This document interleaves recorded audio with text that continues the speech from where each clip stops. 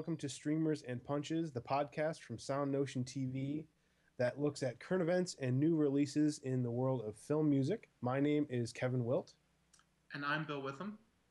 Right, on today's show, we are going to look at a few new articles and headlines like we usually do.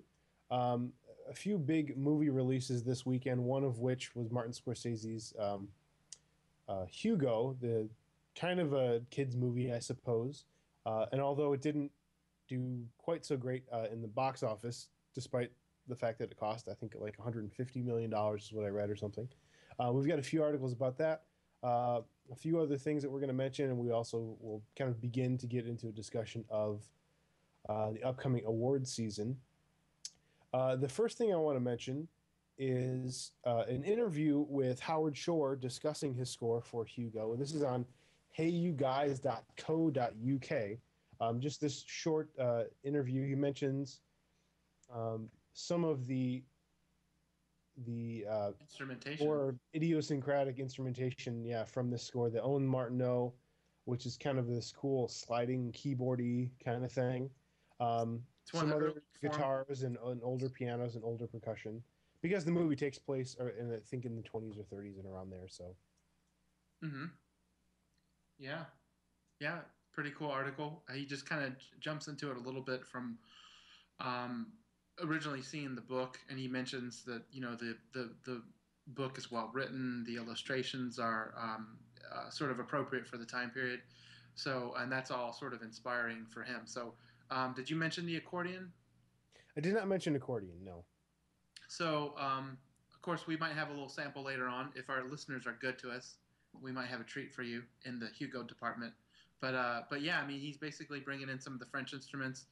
So anyway, check that article out. It'll be linked on our website, SoundNotion.tv/SAP, and you'll be able to find out more information about the score to Hugo.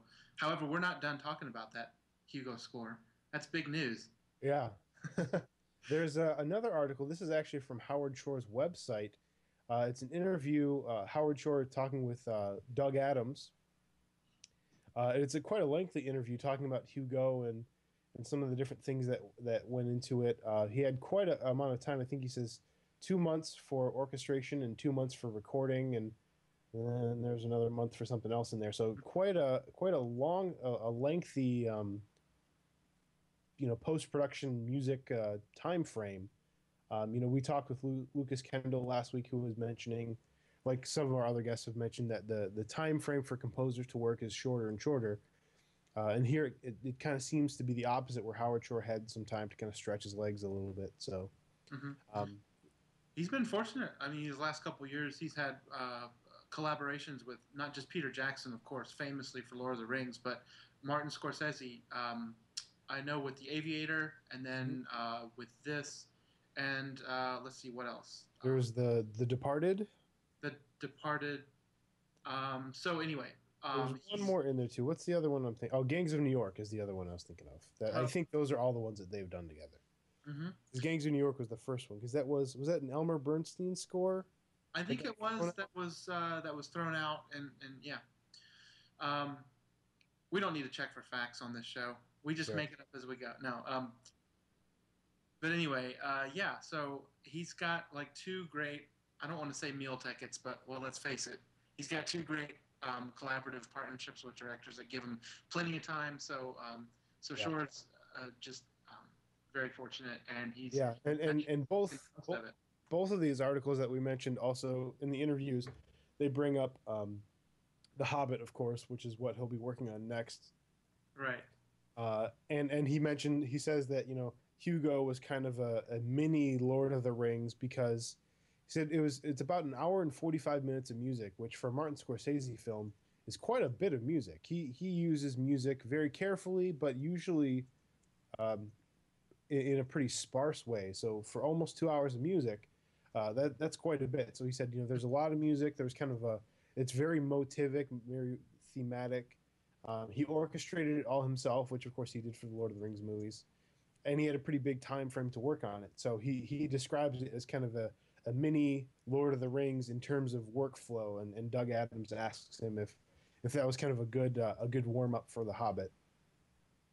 But it's a pretty lengthy article, and they go into um, some of the harmonic language of the score and some of the kind of instrumental groups that he uses. Because of course he has a full orchestra, but there are also, like you said, with the Owen Martineau or with the guitars or with the accordion, there are smaller chamber groups um, at times. There's one of the interesting points that Howard Shore made in this interview was um, because the film was in 3D, he wanted to use a large orchestra with kind of a lot of depth to it so that the music had the same sort of spatial depth that the visuals had. So a large orchestra, and he has these various chamber groups kind of in the center of the orchestra. So as you're hearing different types of music, there is this kind of spatial depth to it. It's not necessarily a small group in a small room, so it kind of fits the oral scope of the film as well as the visual scope. I thought it was kind of interesting. Yeah, cool. And it opened this past weekend, Mm-hmm. so definitely check it out. I haven't had a chance yet to see it. I definitely want to go see it.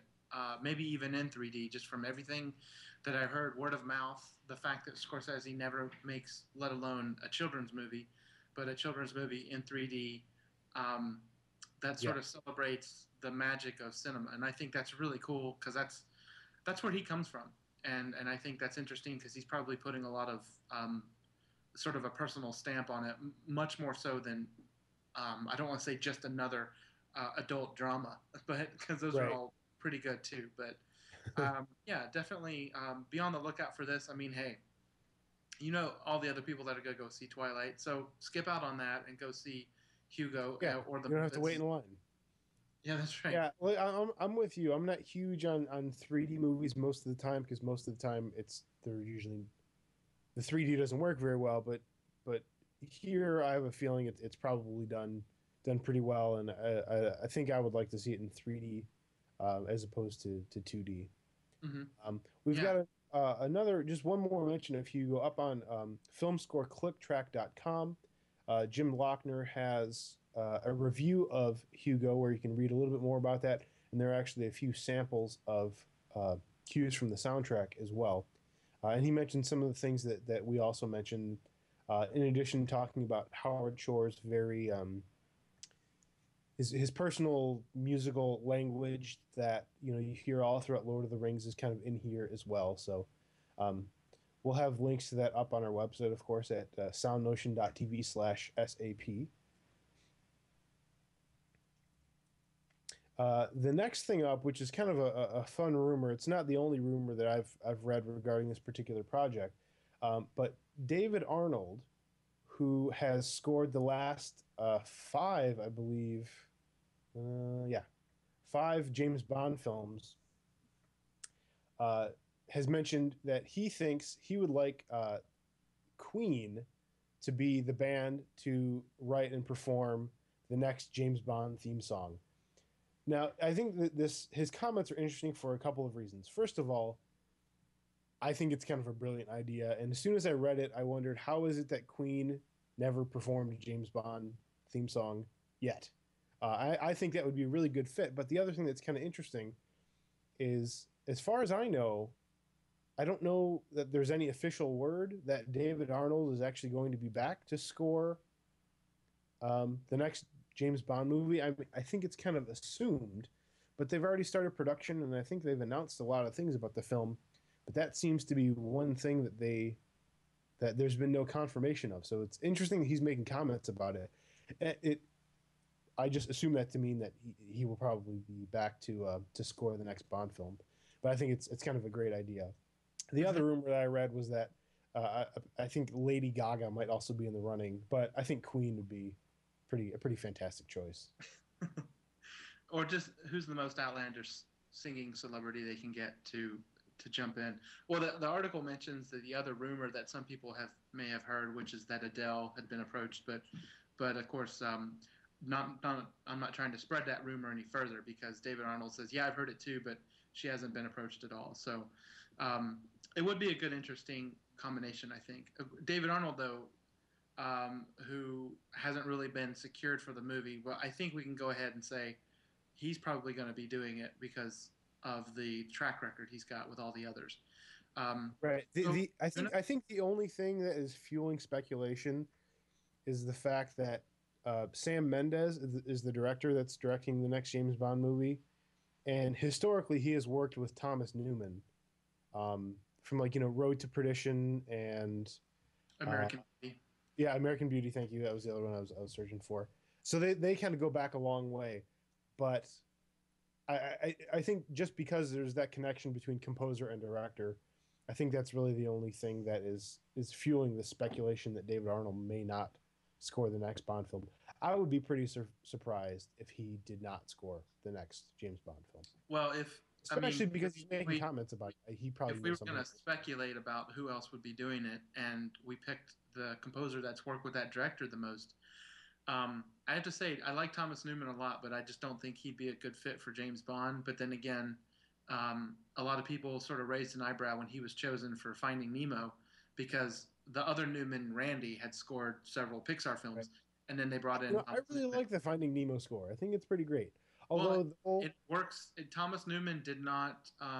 He didn't drastically change the way he writes music. He just scored it kind of yeah, beautifully and um, sort of charismatically, I suppose. although I think especially his taste in orchestral color, I think fit Finding Nemo very well. I don't know if the whole muted piano and strings and marimba would work so great for a James Bond movie. Well, Um, if you just switch out the marimba with vibraphone, then I think you might be on something. and add like a 17-piece brass section. Well, that and add like a nice, bass guitar or baritone guitar to play the little motive, and then maybe who Thomas Newman. Who cares? Maybe he can do it just as well. Um, Right. I mean, these guys can jump. They can jump styles. Most of the time, that's just like an actor. It's Yep. just they can get pigeonholed into doing like one kind of genre all the time, and then it kind of frustrates them. But yeah, so we'll see what happens. So we'll be on the lookout for James Bond next movie, which I think is just being called Skyfall, right? I think that's the name of it. Yeah. I think it would be cool to have Queen sing the opening song. It's yeah. There's no Freddie Mercury, and Yeah, so I mean I've heard performances of them within the past 10 years, and of course Freddie Mercury's been dead for 20 years. It's they're good. I mean they still for the most part sound like Queen, but it's not the same. I mean a James Bond theme song with Freddie Mercury and Queen would be amazing, but also impossible. yeah. Anyway, as a fun little comment that has kind of popped up around the web there. Hopefully that works out. And, I think David Arnold's done a pretty good job scoring the Bond film. So if he's back to score to score Skyfall and Queen is there doing the theme song, I'll be pretty happy. As All long as right. the movie was better than the last one. Anyway, Okay. So we had several articles about Hugo.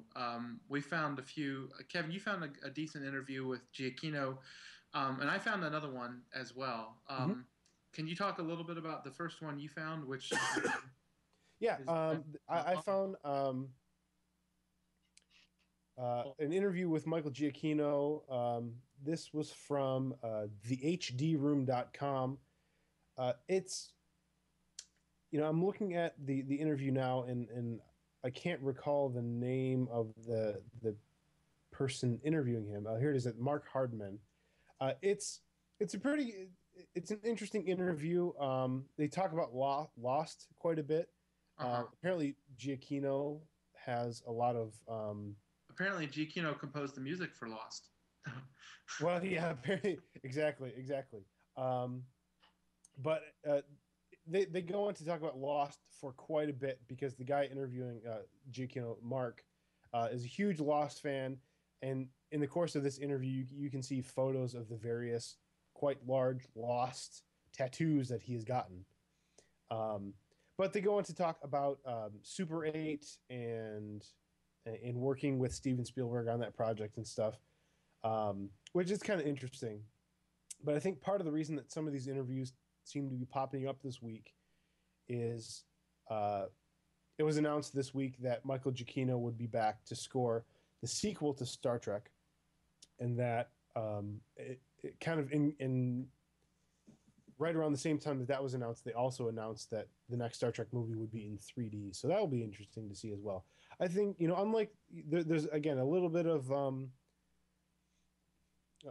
a little bit of skepticism with the whole David Arnold scoring the next Bond film, but I think it seemed to be pretty much a foregone conclusion that Michael Giacchino would be scoring the next Star Trek film. I mean, there was, I think, really no reason to think otherwise. Well, as long as Abrams and all those guys are in charge. Yeah. Um, yeah, yeah.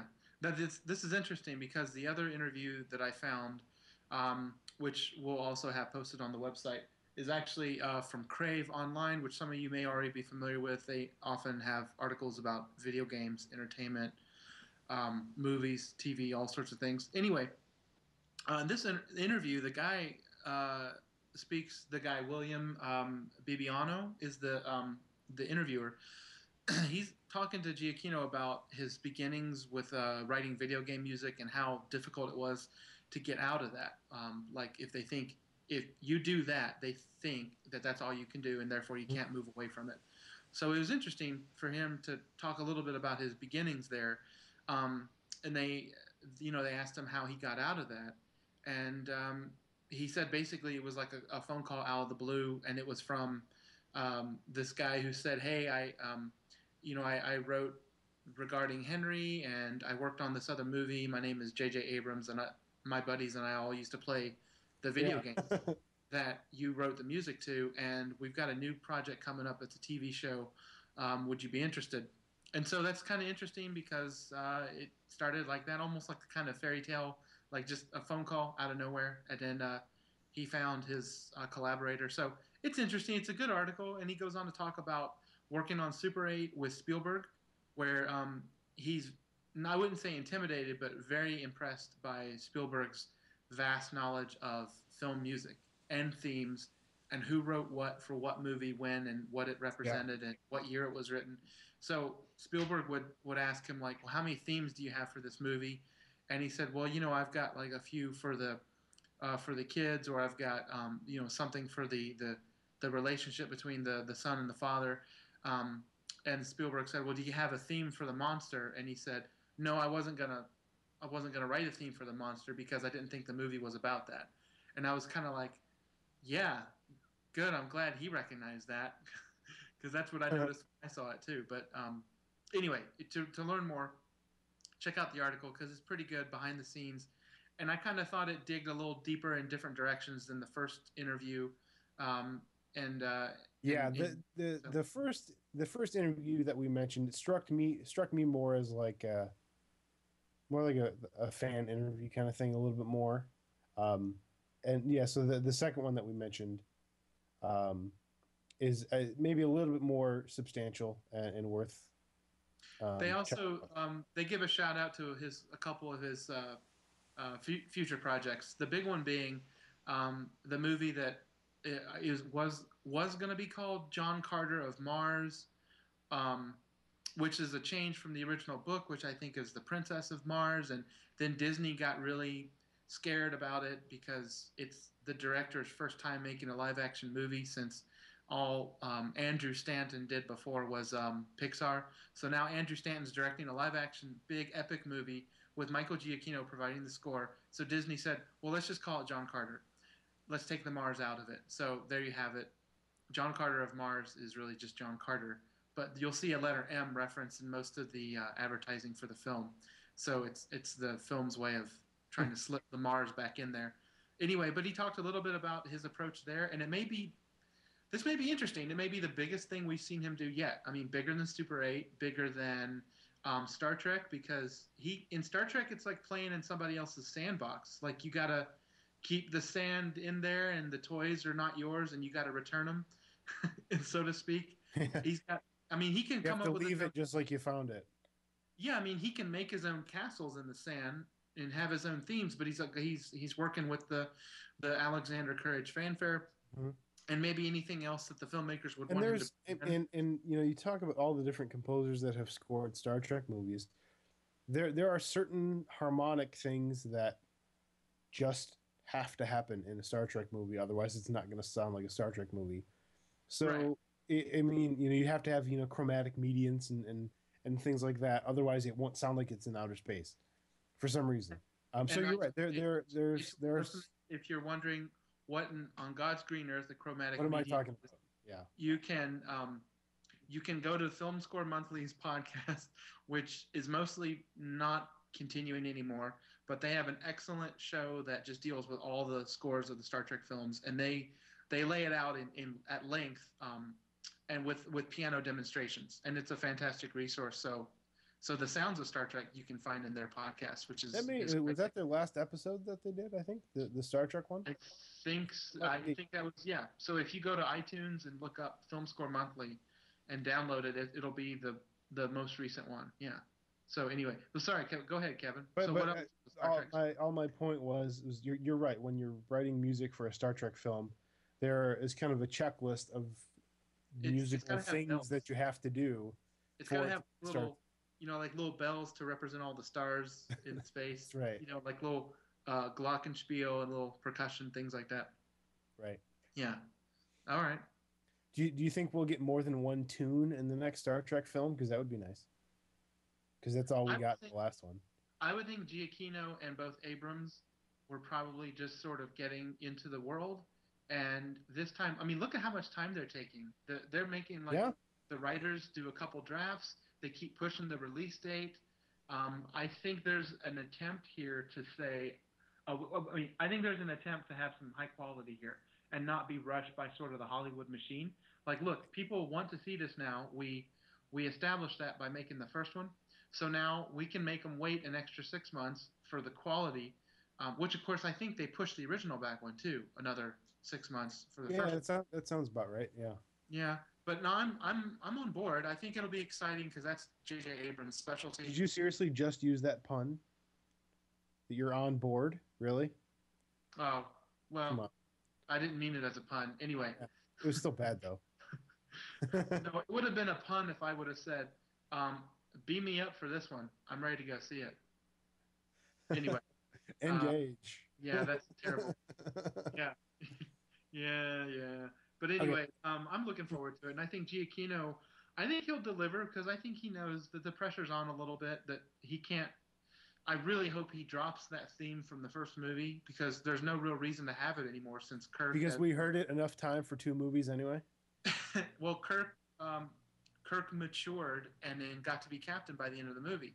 So that theme was like his searching for what his destiny is theme, and it's done. His destiny's figured out, so we don't need that theme anymore. And he can actually just give us like a really kick-ass Star Trek theme. Well, I don't want to say in the vein of Jerry Goldsmith or James Horner. I was just going to ask, would you, I mean, this is very early for us to be having this discussion. We should probably have it closer to the time when this film actually comes out in like a year or two. But would you like to see him bring back the Jerry Goldsmith theme in the next one? Or do you think that's just completely done? I would absolutely love it if the Jerry Goldsmith theme was brought back. Okay. Do you think it would be a good idea?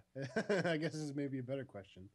Well, yes and no. I mean, will it be a good idea if they use the John Williams theme in the Zack Snyder Superman? I'm going to love hearing it, but it'll be a different context, and it might feel a little weird because the theme that John Williams wrote is very much part of the 70s, and it worked for about the next decade and a half, and in several cartoon versions. But as we saw with Superman Returns, every time I heard it, it was a distraction, like a good distraction. But I think with Star Trek, you could get away with it because it's all science fiction and they're up in space the whole time. However, it's Jerry Goldsmith. And I think Michael Giacchino would paint himself into a corner by doing that, and would probably, for creative reasons, would probably be better off coming up with something all original and maybe, but something that captures. See, Star Trek is timeless, even no matter what decade you score it. And as long as you capture those elements of like adventure and they're exploring with a sort of a naval sea tradition worked into it, something that captures all of that, then you've got gold as far as a good theme for Star Trek. What would not work is, as I said, the theme from the first movie, because that's not any of those things. It's a kind of a very sort of that very kind of noodly that da, da, da, da, dee, and it keeps coming back to this one note like a yo-yo, and it doesn't really go anywhere from there. Anyway, but it Yeah. served a dramatic purpose in the first movie, and I don't think that dramatic purpose is needed for this for Yeah. what will come next. So, Yeah. I think I tend to agree with you. all right, Yeah. okay. So, do we want to talk about the Conrad Pope article about Sure. my? I think it was a week or two ago we talked about Conrad Pope scoring this new. I guess it's not really a biopic. It's this new film called My Week with Marilyn, which is kind of about Marilyn Monroe, but I guess it takes, of course, takes place just within 1 week of her life, so not really a biopic. But there's this article on it's on Voice of America, voanews.com, where the interview Conrad Pope a little bit talking about this film and talking about Marilyn Monroe and some of the musical potential in a film like this. And there's a short video, kind of like a local news video kind of thing of Conrad Pope sitting at his piano and playing through the piano theme that Alexander Desplat wrote, and talking about how you can put it into like a big band context or something to fit the different the different elements of a film. Uh, this is his really the biggest film that he's done. Most of his career, he's been an arranger and an orchestrator and a conductor, but this is the most high profile film that he has scored. So Yeah, uh, it's interesting to hear him talk about it a little bit and then kind of play the theme on the piano and so it's worth checking out. yeah, yeah. And finally, for him, it's like a project that was begun, like as you mentioned, Alexander Desplat wrote the theme, but then when he finally has a chance to kind of take over the project and then compose the rest of the score, which is something that he doesn't really get a chance to. And another one makes him like another orchestrator, William Ross, who we've talked about, I think, Mm-hmm. maybe on occasion, who's gotten to score a few films over the years. And these guys are perfectly talented, and boy, do they know their way around the orchestra, and they could probably Sure. score any scene. They just don't have their names kind of brought out and held in a kind of limelight Right. because usually they're supporting someone else who has a really large name. But these guys are every bit as competent. So it's great. I'm glad he has a chance to come out and score this Mm-hmm. and have his name shown and get to like you said, work this theme around several different styles and really kind of show off. So that's cool. Good job and congrats, Yeah. Conrad Pope, on the scoring gig. Yeah. Hopefully he'll kind of be able to keep doing projects of this, exposure and things like that as Yeah. composer, not just orchestrator or arranger or something like that. Um, there is an article in the Hollywood Reporter that brings up an interesting question, not only in regard to this upcoming award season, but just in general. And the headline is uh, it's asking the question: is best original score the hardest Oscar category to crack into? Is it so dominated by well established names that young up and coming composers can't find their way in? It's an interesting question. Bill, what did you think about it? I think yes. I think it is probably a really hard category to crack into.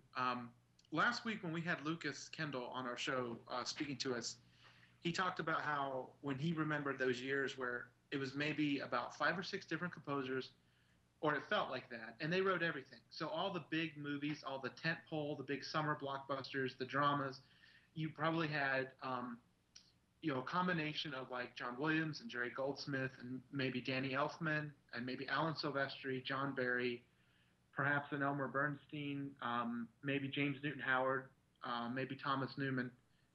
Anyway, I don't want to name drop all day, but basically a handful of composers, and they did everything. So then, come award season, then you would have the representation of even a smaller group of those composers that I just named.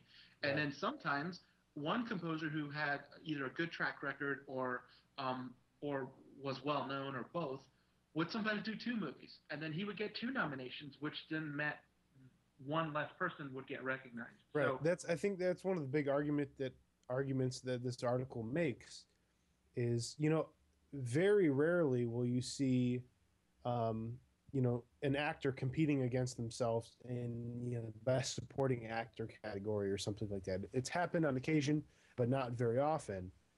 Uh, that kind of thing seems to happen all the time with best film score.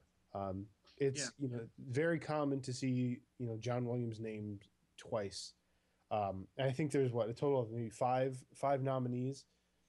Um, so yeah, yeah, the fact that it's quite common for composers to be nominated twice in the same year, and you're right, that kind of eliminates that possibility for someone else. And this article goes on to talk about, um, kind of the way things are shaping up for this award season and how that, I don't know if you want to call it a problem, it's just the way it kind of works. Um, it will continue is that you have these two big Spielberg movies with John Williams scores yeah. that Which of it's, course a are pretty fair chance that both of them will be nominated. So there's two spots from right. one guy. And we're of course referring to the 1010 movie and the War Horse. Mm-hmm. So yeah, both of those are they're the article saying they're probably shoe-ins because Williams hasn't had a score in a while, let alone two at the same time at the holiday season, both associated with sort of high quality like Spielberg, Peter Jackson, Right. um, and then of course it goes on to mention Alexander Desplat. He's in there as well. He's done, if nothing else, the last two Harry Potter movies. That gets him some kind of. Yeah, this article mentions all the films he's done this year. He's done four big scores this year. Let's see, Extremely Loud and Incredibly Close, The Ides of March, which we've talked about a little bit, Uh-huh. the Harry Potter Part Two, of course, which you just mentioned, and then A Better Life. And like we talked about, Harry Potter was a big score, of course, that was regarded. I think it's been quite successful.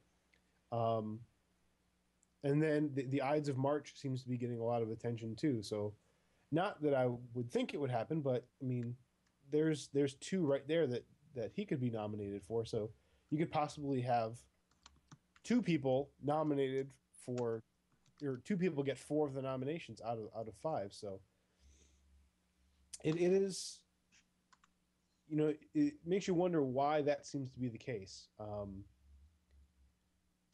I Well, don't in I think under some of it could be brand name familiarity. yeah, Uh, but and I of course, guess my point is, why is it the case with composers and not necessarily in other categories?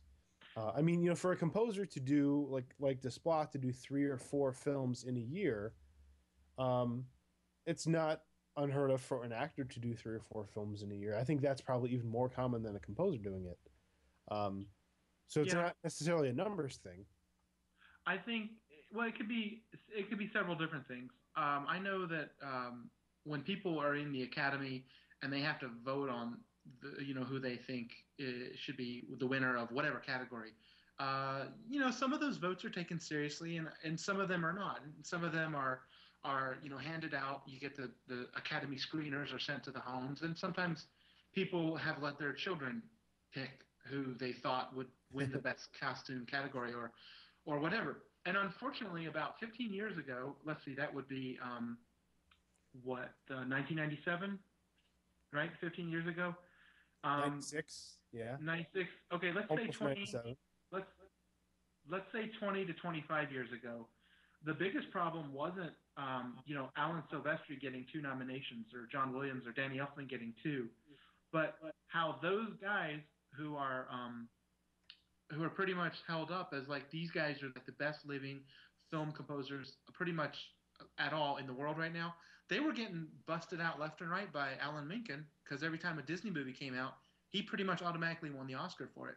Yeah. So for a couple years there, the Academy said, well, then we'll split the categories so that you have like best like song score or something like best for musical or comedy, implying that I guess they sing in comedies. I don't know, but and then you Well, I know have that's a distinction they have in the Emmy Awards. They'll have certain awards for drama and certain award for comedy, variety, or musical.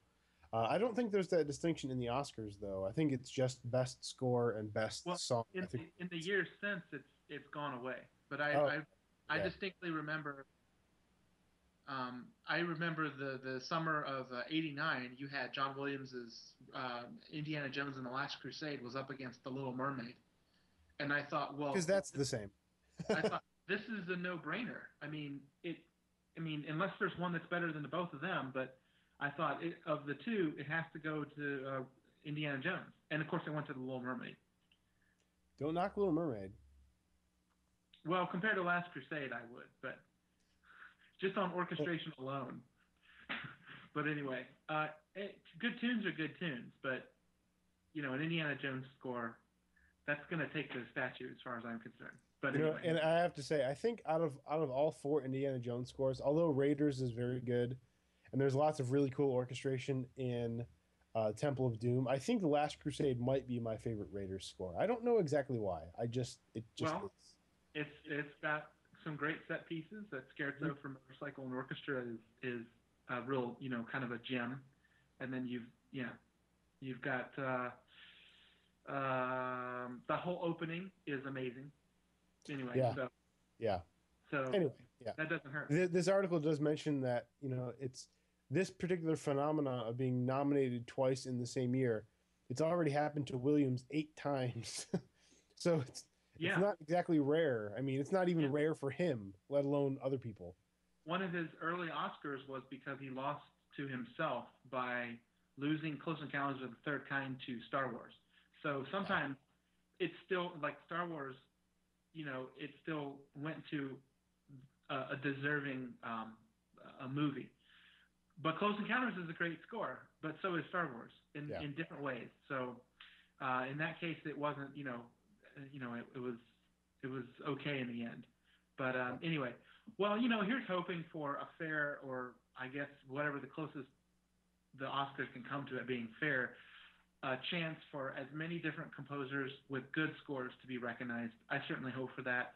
But you know what? And that kind of leads us into our last article as well. This is on hitfix.com, basically mentioning what are the potential best original score hopefuls of this upcoming season. And like we mentioned, it seems like it's almost kind of a shoe-in for the two John Williams scores.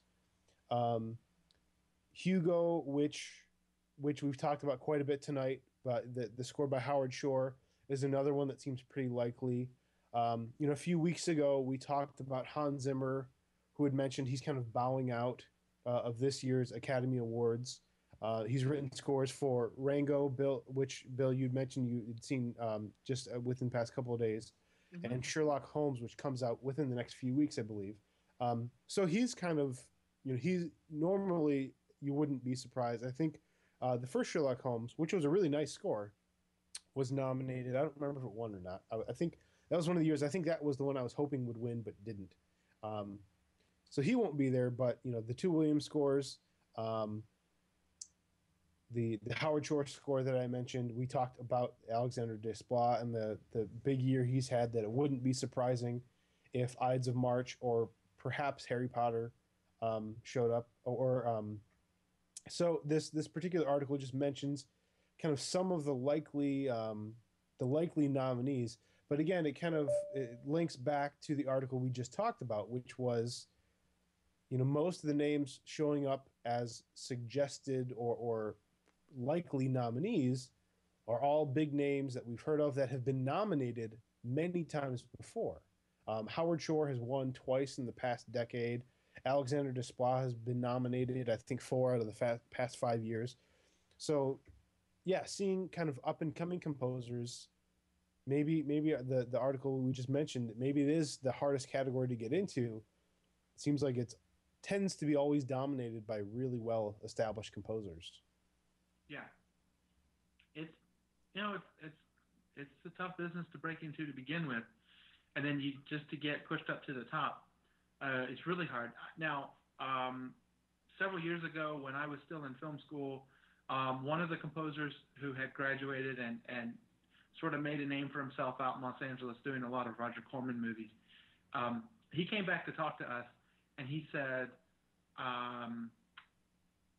can you name, how did he word that? He was trying to say that a lot of composers had gone through the Roger Corman movies, and and he said, "Can you?" He said, "Name a composer," and I said Howard Shore, and he said, "Okay, we'll name another composer," and I said Thomas Newman, and he said, "Okay, well, never mind." But the point is that a lot of composers go through Roger Corman movies to make it big, and so while he was trying to sort of prove his point, then we got into the conversation of, well, wait a second, you know, what's up with Thomas Newman and no Oscars? Because all the movies that he scores continue to be Oscar bait movies where they're very dramatic, they have Sure. fantastic performances, well-known actors and actresses, pretty much celebrities at this point. So this same composer had his theory about that, and he just said, I don't think Thomas Newman has really scored anything big. And of course, this was about 12 years ago, 11 to 12 years ago. And of course, since So then, this was before Finding Nemo, probably then.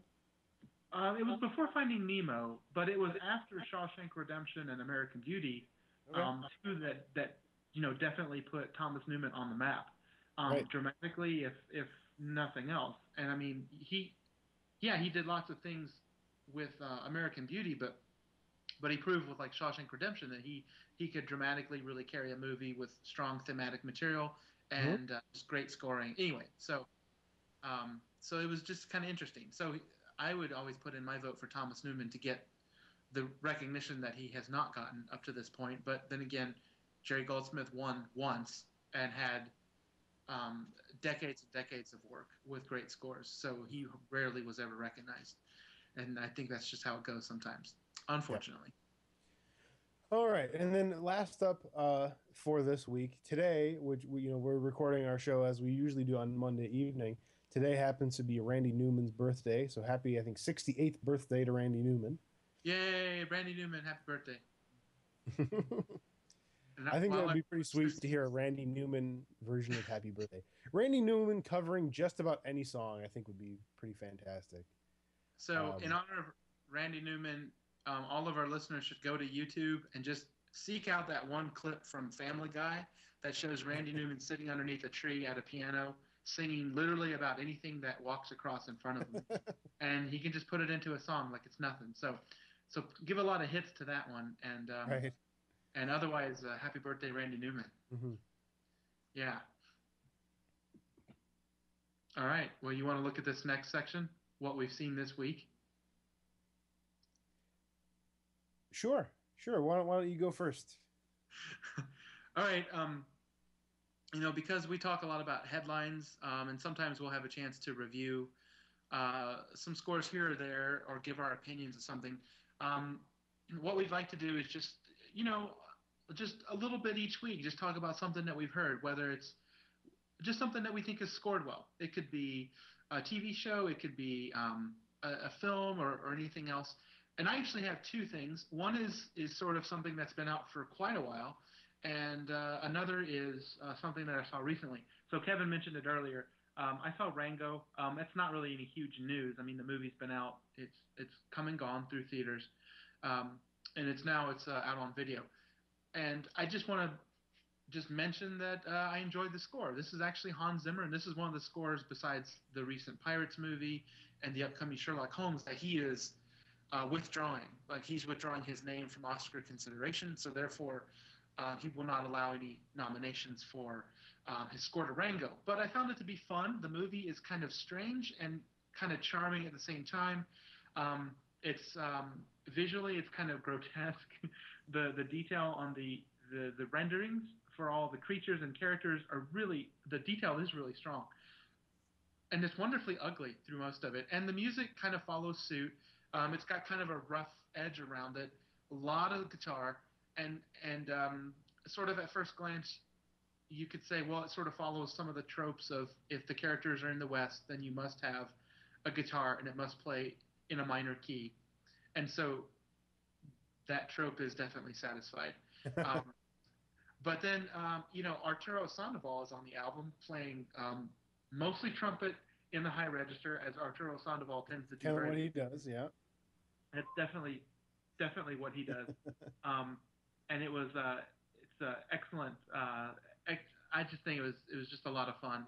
It's very colorful, and there's some there's some funny nods to other films, and a lot of the characters will make references to other movies, and some of those references are found in Hans Zimmer's score as well. So, particularly if you watch the scene where the bats are flying and attacking our main protagonists, you'll hear a musical joke there that references an earlier film, and it's fairly hard to mistake.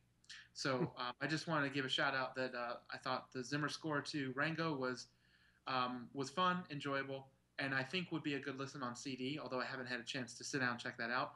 And another just quick mention: um, the show Dexter has been on Showtime for about I think 6 seasons now, and it always amazes me to watch the opening credits. And if you've ever seen them or never seen them, you can definitely check it out on YouTube. But it's a fantastic example of how many sort of what we call whenever we compose score music, like either hits or cues in the visual or hitting your marks. But it does all three of those. Where basically very very subtle and other not so subtle visual moments occur throughout the main title sequence to the TV show Dexter, and the music written by Rolf Kent just sort of hits every little moment, some with humor, some subtly, and some not so subtle. Even up to the very last moment where Dexter just simply walks away from his front door and moves his eyes from left to right, and there's a little triangle that dings right on that. So it perfectly hits so many tiny moments, um, really excellently. So a good sort of textbook case of how to musically emphasize about every little thing you can. So, Mhm. all right, that's what I've seen this week. Yeah, this week I went and saw the new Muppet movie, scored by Christoph Beck, who scores a lot of movies. This guy is scoring 5 or 6 films a year, and is all over the place. He scored The Hangover and Tower Heist, which just came out a few weeks ago, and so he's doing romantic comedies and kind of goofball comedies and all sorts of different things.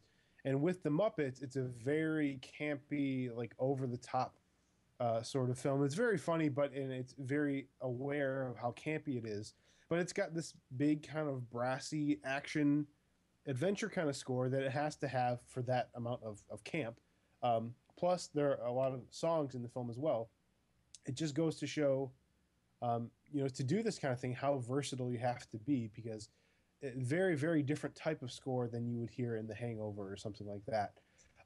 Separate from the film, I don't know if it would really be that great a listen, but within the context of the film, it works really, really well, and it kind of supports the film with just the right amount of cheese that's necessary. Well, there you have it. All right. What are we doing next? I think that it's pretty much going to do it for today. Our If You Like This segment, again, we've pretty much given up on trying to keep our If You Like This format, but that's okay. We still want to play some music for you at the end of each show. We talked quite a bit about Hugo at the beginning of today's episode.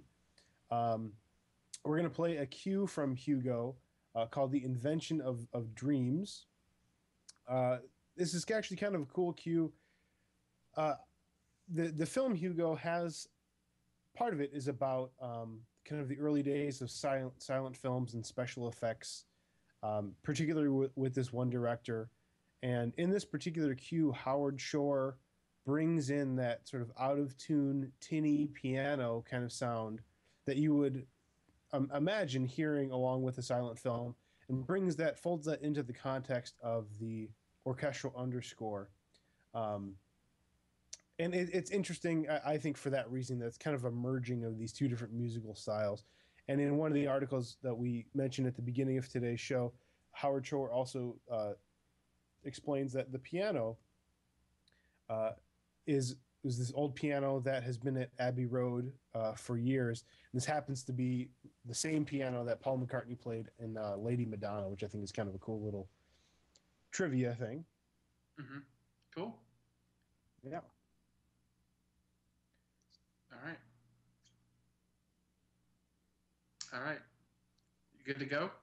Yeah, go ahead, Bill. Okay. So anyway, thanks for listening again. That'll do it for this episode of Streamers and Punches. As always, you can listen to us on SoundNotion.tv/SAP. That's our website. And you can subscribe to our show there, leave comments, and find links to the music we spoke about.